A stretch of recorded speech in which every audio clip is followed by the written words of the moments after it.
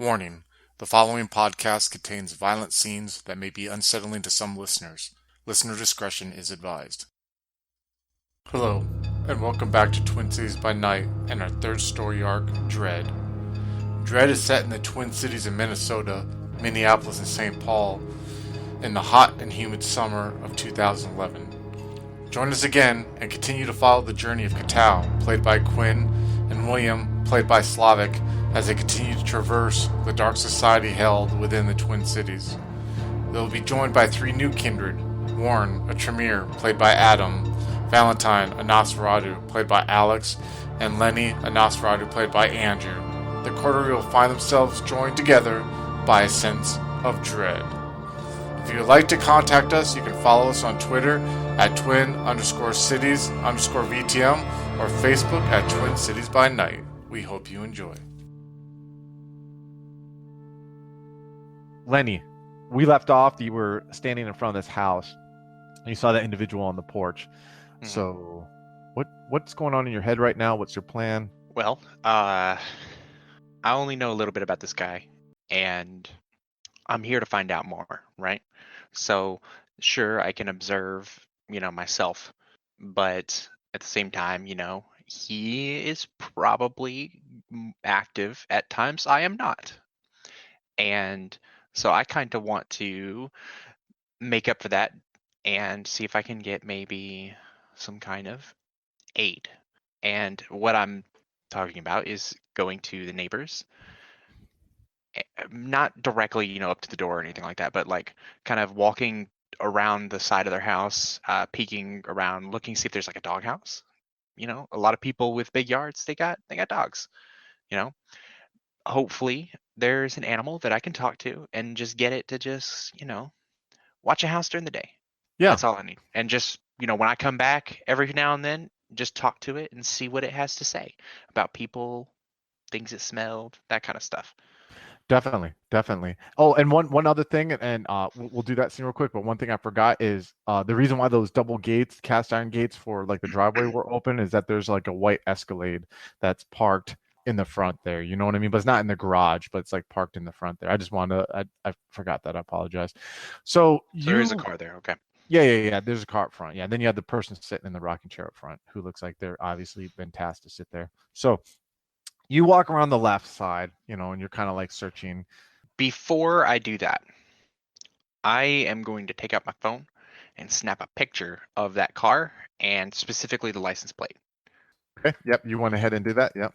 and then go walking, see if either one of the neighbors on the right and left side of the house have signs of a pet.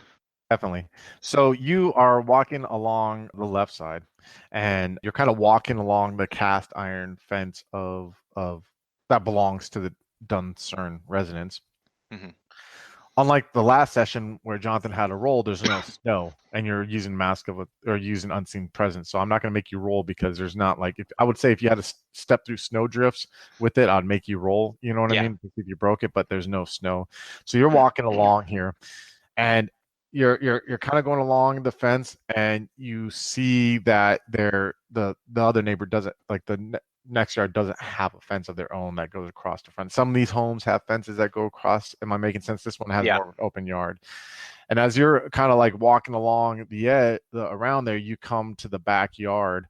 And the backyard though does have like, I guess between like the cast iron fence and like where the backyard starts, there's like a wooden fence or another metal fence, not the same style as the cast iron one, but obviously to keep some people off their backyard. Am I making sense? There's no gate in the front yard, but there's like a separation for the backyard. I don't know if I'm articulating that. Yeah. Well, okay. So you come There upon might be like a side gate also. yeah, that you can go through. exactly. That's exactly the point I'm trying to get across there. And when you come up to the gate, you actually see like there's a dog house that's like maybe like this is a big backyard, so I'd say maybe like 20 yards towards the back. It's in the along the back corner of the fence on the opposite end of the backyard there. And it's a rather large one. Do I see anything? It's like 12:30 at night. Like you kind of see like you just see that there's one there. You can't really see if it's walking around or anything like that. I'm gonna make sure Auspec's hearing and smell, and vision are all going, and kind of start like give a low kind of whistle, just not too loud, just enough to like see if I can catch like I hear a sound of a dog or if it's outside or not. So you can smell the dog when you turn it on. You know there's a dog in that house, in the dog house. So when you whistle, you kind of like hear some slight movement inside, and you see like this upper body of like this beautiful golden retriever come out of the dog house, and it looks around, and you see like it kind of looks in your direction, and it kind of like comes out a little bit. Because I would say that you broke, you know what I mean, the obfuscate at this point. Would you say that? Yeah. Yeah, And I mean, I didn't like that action whistling is drawing attention to myself, and if I roll like I could still hide, but I'm not trying to. okay, yeah. If you want to roll, you can. If not, No, score. no, I want the dog's attention. Oh yeah, that'd be fucked up. Like, where's this guy at? It's like you lose a dot of humanity for being mean to a dog. No, I'm joking. Oh my god. You whistle on it. You see it comes out and it starts like plodding towards you a little bit. And it gets to about like the 5 yard mark, and it's oddly not barking. You know what I mean? Like it's looking at you inquisitively for a second. Like it's not like. Well, as soon as it like reveals like and I see it come out, I wanted to use feral whispers to start talking to it and be like, "It's okay, come here, come on." All right. So what do you need to know the difficulty for that, right? What's the difficulty for dogs? Let's see. Predatory mammals is 6, like dogs, wolves, things like that. Predatory Okay, so mammal. difficulty 6 then. It's manipulation animal kin. I have 0 successes. So you like are sitting there and you're like you start growling for a second, and it like comes within 5 yards and it stops, and you see like it sits more attentive than it did, like more of a it's not feeling comfortable around you at this moment. I just wanted it to come closer is all. Okay. So like if it's not doing that, Yeah. that's fine. I'm Yeah. just kind of like trying to entice it. And be like, no, it's okay, it's okay. And if it just stops and refuses to come any closer, because I just want to try and like get eye contact with it. I'd say you definitely got eye contact with it now. You've gotten his attention. It's not coming closer because of the failed roll, but it's definitely like intently staring at you right now, you know. So if you want to try to, are you going you're saying you want to try to use feral whispers again, or what do you want to try to use? Well, you can communicate with animals without like giving them commands with feral whispers, right? No roll is necessary. Issuing commands is. So you're correct. I just read that right there. So, okay. So yeah, you can communicate with it right now. So Okay. Just be like, kind of talk to him like, hey, buddy, you see any people coming out of the house over there? You see anybody go in? You smell anything? Any weird smells? Come on, you can talk to me.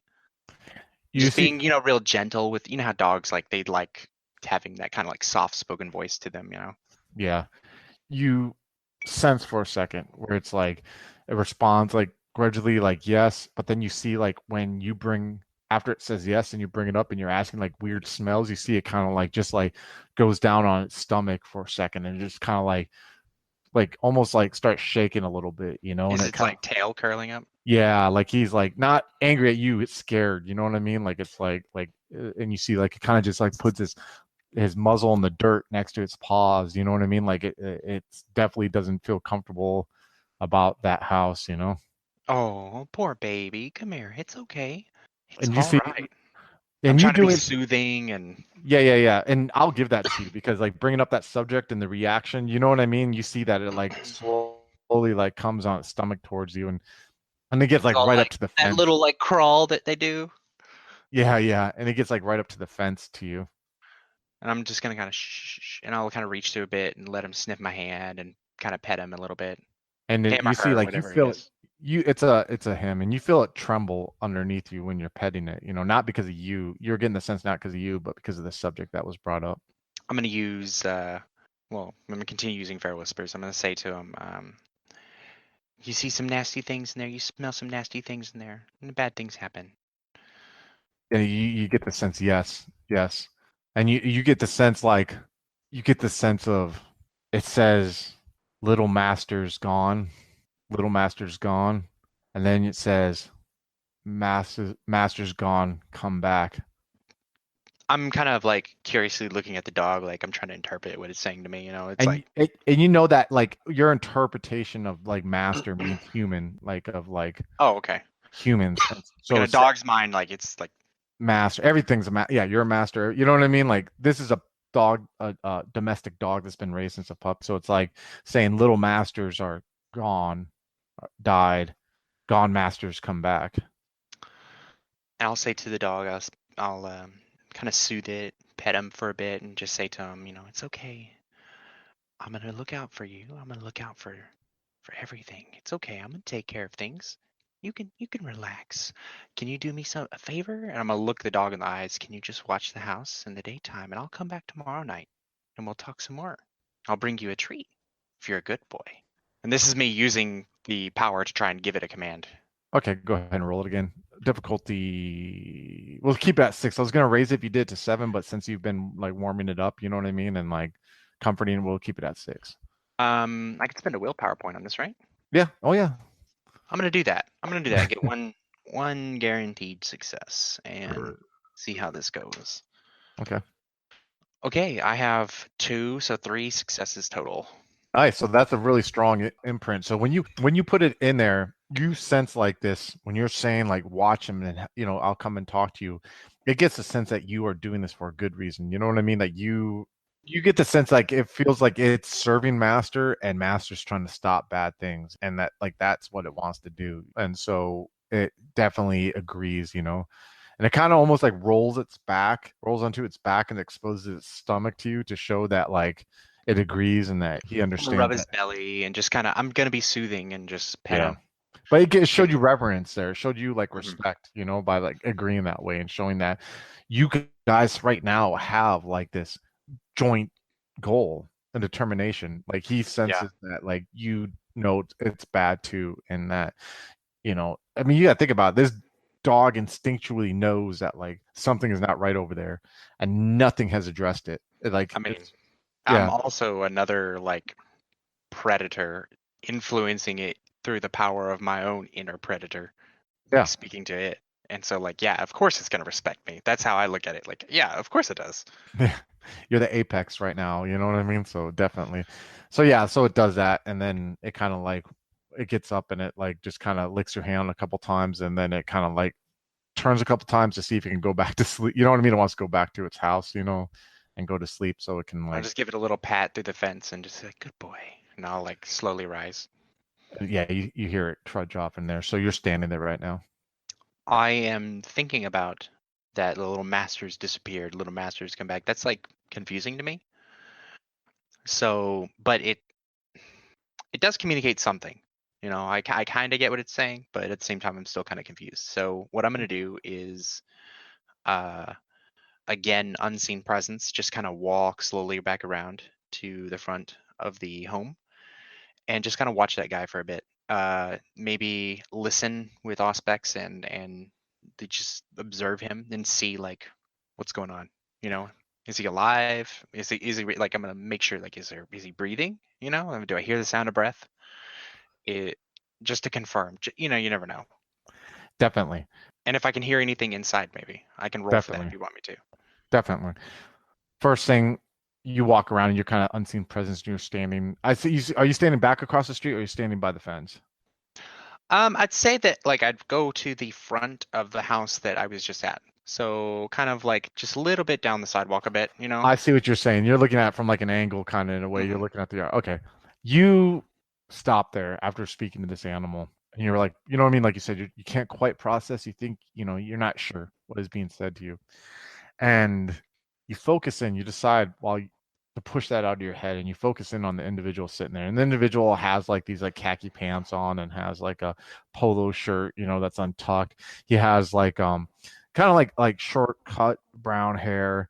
He's normal Caucasian. You can't make out eye color. He has some like nice loafers on, and he's just sitting there rocking, and you can tell he's human. You can see the rise and fall of his chest. You know what I mean? You can just hear like the mannerisms from him. You know what I'm saying? You can hear like him occasionally like spitting out into the lawn, like he's bored, or he'll like, pull out a pack of cigarettes and light a cigarette and start smoking, while he's sitting there. Just like he looks like someone who's doing a job. And I hate to like, I'm not trying to overly simplify, but he looks like someone who doesn't really want to be there. He looks like someone who's probably sat here numerous times and just knows he's supposed to sit here in case something happens. And as you're sitting there, like focusing in on that, you hear it sounds like an echoey sound from within the garage of like a door opening, and you hear like that sound of like when a garage door opener starts opening, and you see like the larger garage door opening, and it starts going, and you see like eventually the light from the garage, and you hear voices coming from within the garage, and you hear three distinct voices, and you're sitting there watching the light or the garage door open up till finally it opens up. Can I hear what they're saying? Yeah. Oh yeah. I'm gonna go over that. I just want to describe like kind of like what you see when it Oh, opens okay. first. Yeah. So you see like this like newer gray Corvette that's like sitting in there, and then you see like this nice luxury Cadillac that's also sitting in there, and then there's nothing like in the third spot in there, and you see like where there's like a third spot, three figures are standing there. One is a guy who's wearing these like gray like if you've ever seen this, you could probably tell when someone has had a suit that's specifically made for them rather than buying a suit off the rack. You know, like you look at someone who has a suit that's been created specifically for them, you know, it's tailored to fit perfectly, right? So this gentleman that you see who's wearing these gray, perfectly tailored dress pants and has like these very shiny, like dress black leather shoes, and he has like a white polo shirt that's tucked in, and he has like this gray like flat top in a way, and he looks to be about like 6'1", 6 foot. He looks to be maybe like in his late 40s, 50s, early 50s, but he looks like he's in shape. You know what I mean? This is a man who's taking care of his body. You notice like his traps are kind of like, you know, well defined. You know, like his polo like fits it perfectly, and he has like these well defined like forearms, and you see like this gray arm hair, and you can kind of see like with your heightened sense of see like vein, you know how people who work out kind of had like the veins that like stick out a little bit, and it's this really nice like Rolex, it's really nice like gold Rolex watch on, and he's talking to these two figures who are standing next to each other, which tells you from like the body language of these two that these two are talking to him, and he's talking to those two, like they're kind of like own unit. And another one of the two is a little bit taller. He's maybe like 6 foot. He has like these khaki shorts on and some like brown leather flip flops, and he has like a button up like sky blue shirt, you know, like casually untucked. He has like darker hair and brown eyes. He has slightly olive color skin, and he too has like a watch on, and he's standing there. He looks younger. He looks maybe to be like in his mid-20s, and you see a guy next to him who's a little bit shorter than him, who has like brown hair that's like maybe to like the down of the middle of his neck, you know what I mean? It's kind of like casually combed back behind his ears. He's wearing like also wearing like cargo shorts, and he has kind of like a tank top on, and he's wearing flip-flops too. And he's standing there, and he has like car keys in his hand, and they're both talking. And you hear when the door starts going up, you hear in the Scottish accent be like, "Hey, so you know that what she wants you to find, right?" And one of the two, the taller one's like, "Yeah, I know. We're trying, man. I mean, we've done what we can in the city. We're trying to reach out to all our contacts, and we're just having no luck fucking finding them." And he's like, "That's bullshit. You know it. You don't want to make her unhappy.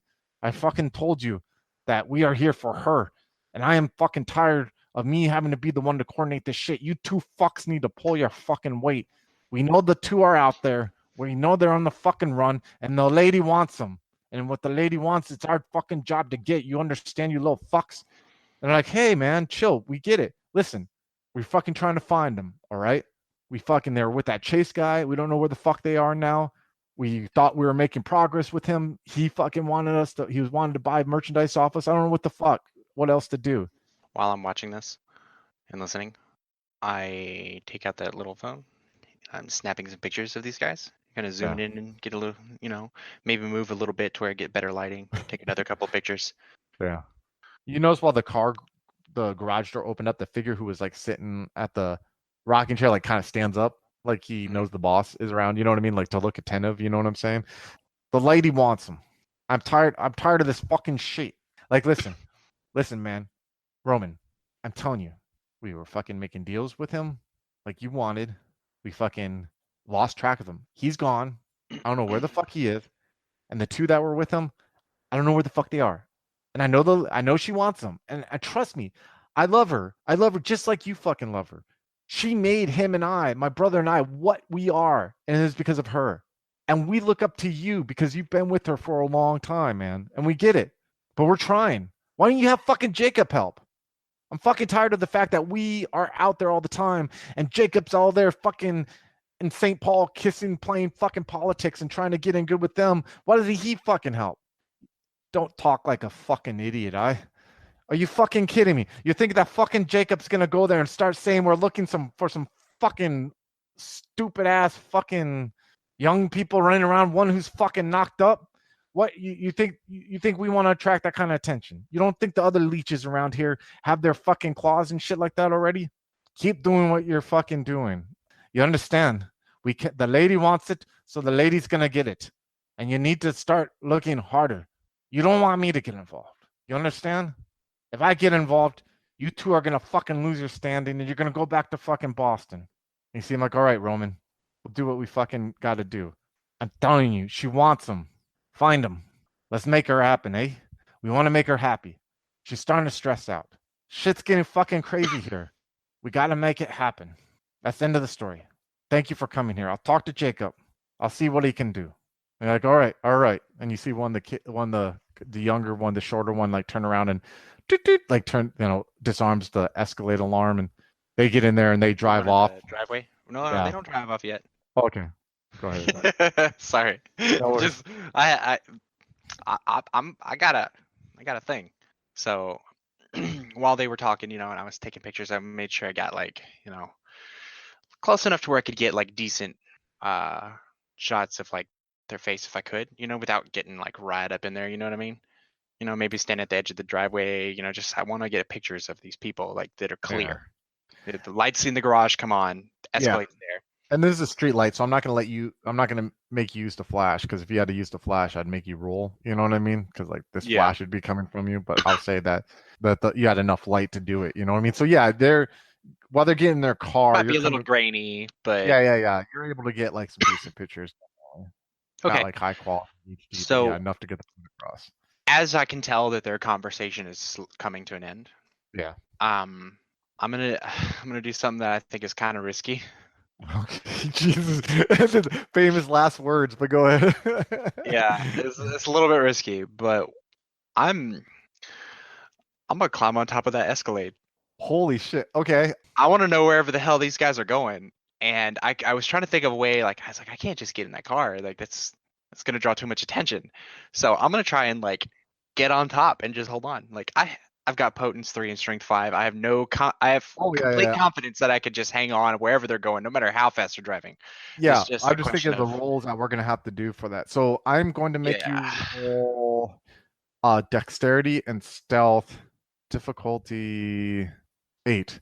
And the only reason that I'm making it so high, and I want you to think I'm trying to be antagonist, is the sound that makes when you try to climb on top of a vehicle. You know what I mean? I take you're going to try to go through the back so you don't have to step on the hood, because the hood. Yeah, exactly. Exactly. Yeah. So I am going to spend a point of blood to get dexterity up a point. Okay. I thought you were going to say something up there for a second. Okay. No. I want a better chance at this. And is this a thing I can spend willpower on also? Yeah, dude, you can spend a willpower on, yes, other than conscience rolls. That's the only thing you can't spend a willpower on. So you can spend a willpower on this also. Does silent movements apply?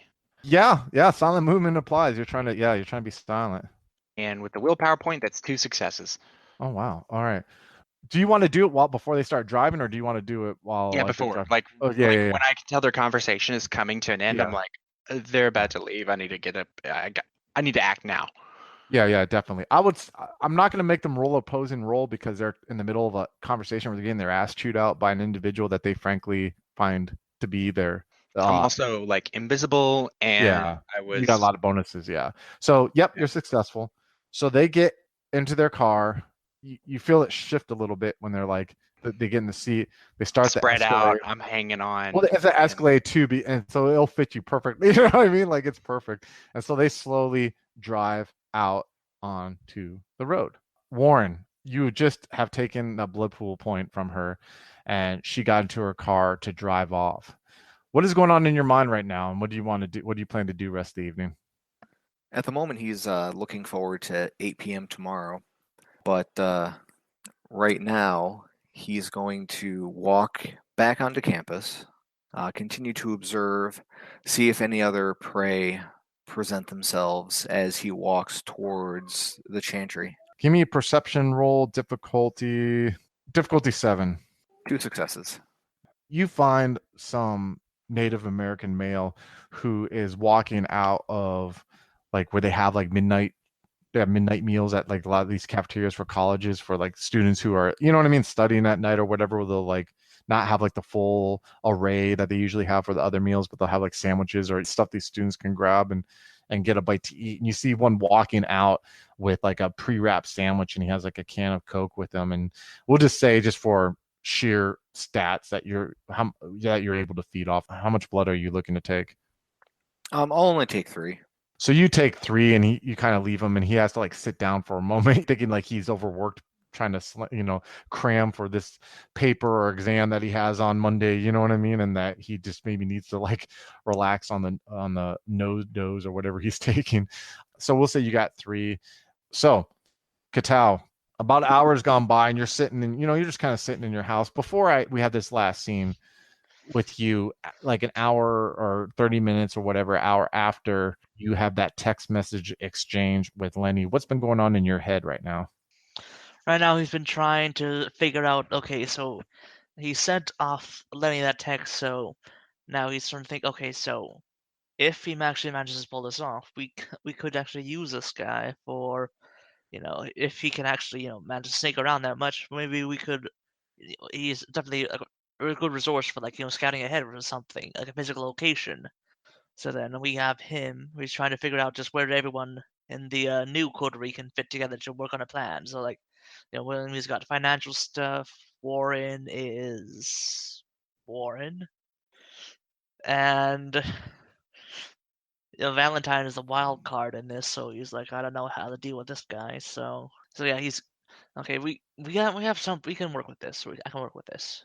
So he's almost like learning the fine art of like chess, the Kindred art of like manipulating and using chess. Where like honestly, Kaetao was not thinking like this last fucking week, let alone like I would say like fundamentally after Bugs died, and I'm not to insult Kaetao, but Kaetao had to put on his big boy pants, and like because you and William had this existence of like being able to do whatever you wanted for 20 years, albeit it maybe be shitty being a kindred and everything that comes with dealing with the beast and all that, but you fundamentally had to swing your outlook 180 degrees that you had before, and that's cool to hear that, but you're still like new to this, which is even more entertaining. You know what I mean? Like you're like shit, like this person could, like it's really hard to like you're riding the big wheels of Kindred politics now. You're not even just training wheels on a bike yet. You know what I mean? You're like on the big wheels still, which is definitely interesting. So while you're sitting there, your phone rings and kind of like catches you off guard for a second, and your first instinct's to think that it might be, you know what I mean, Lenny, who you're talking to or whatever. But you look at the little window thing that the flip phones used to have, and you don't recognize the number. Well, I try to say, hello, who is this? Shit, man, hey, is this Kaetao? Hey, and you just hear you hear this loud like psh, like breaking glass, and you hear like it sounds like a car going. You hear like screeching wheels. Like, oh shit, are you okay? Are you okay? And for a second, as you're hearing that, you realize it's the voice of Carlos. What's going on? What happened? What's going on? Shit, I don't know who the fuck they're trying to get. You gotta have. God damn it, who the fuck is this shit after? Keep your fucking head down, City. Keep your fucking head down. And you hear like the car going on. Shit. I don't know who it is. They're trying to fucking kill us. What the fuck? And you hear like more like cracking of like gun sound. You hear like more glass, and you hear like this car peeling. He's like, you're like, shit, you gotta help us. You gotta help us. Hello, folks. Have you ever wished you could have an easy way to find gameplay videos and podcasts, or just media in general that deals with your favorite White Wolf role-playing games? Or have you ever wished you could find a forum to share gameplay that you have recorded, one which wouldn't be drowned out by random posts and discussion, so that your media could get the attention you want? Well, we have the answer for you in a Facebook group we run called White Wolf RPGs Gameplay and Media. The group is specifically ran with the sole intent of it being a one-stop shop for people to view or share media involving the games we all love. We take thorough steps to ensure the page does not become cluttered and is easy to traverse. We are currently over 1,000 members strong, and we are continuing to rapidly grow, with new media being shared every day. Stop on by. We hope to see you there. High Level Games, the industry's first choice in taking your games to the next level. We are a podcast blog and new media network at highlevelgames.ca. We have blog posts about all of your favorite games going up 5 days a week, and a podcasting network with actual plays and shows that discuss role-playing games, with more rolling out all the time. We are on iTunes, Twitch, and YouTube. Find out more information at highlevelgames.ca, a site that certainly isn't controlled by a shadowy board of directors of otherworldly origin. That's highlevelgames.ca. Please, help. They're coming.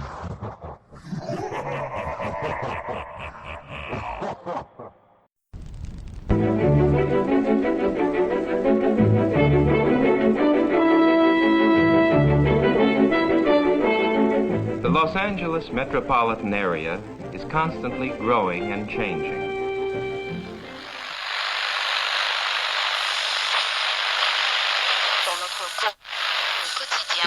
The Central District is full of new buildings. The Hollywood and Wilshire districts, once far from downtown, now are part of a which spreads past Beverly Hills and out to the ocean.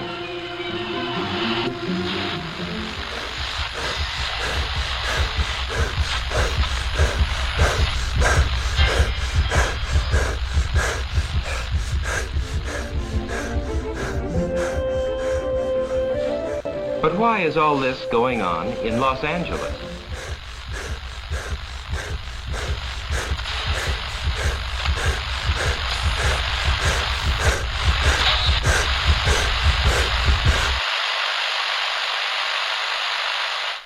Why is Los Angeles an exploding city?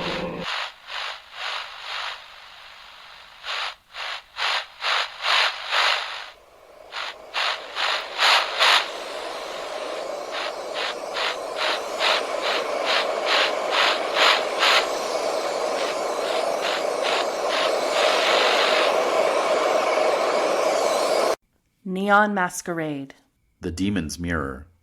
13 Candles. 3 chronicles running through the undead veins of the City of Angels. The Esoteric Order of Roleplayers Actual Play Podcast invites you to drink deeply.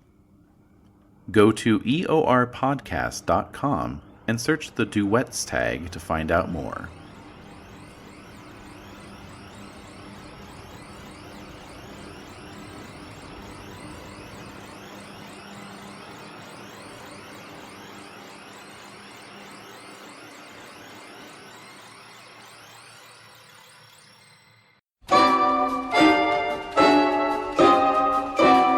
Hey, do you like World of Darkness? Do you want to introduce your friends to it? But there's one problem. Nobody reads books anymore. This presents you with a problem, doesn't it? You want to get your friends into these awesome games, but they don't have the time or wherewithal to read any of them. Well, that's where Brett the Hitman comes in.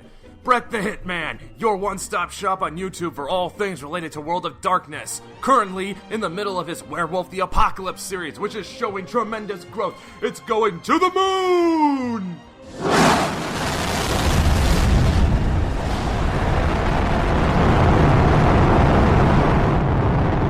That's right, watch Brett the Hitman and you will get style, flair, humor,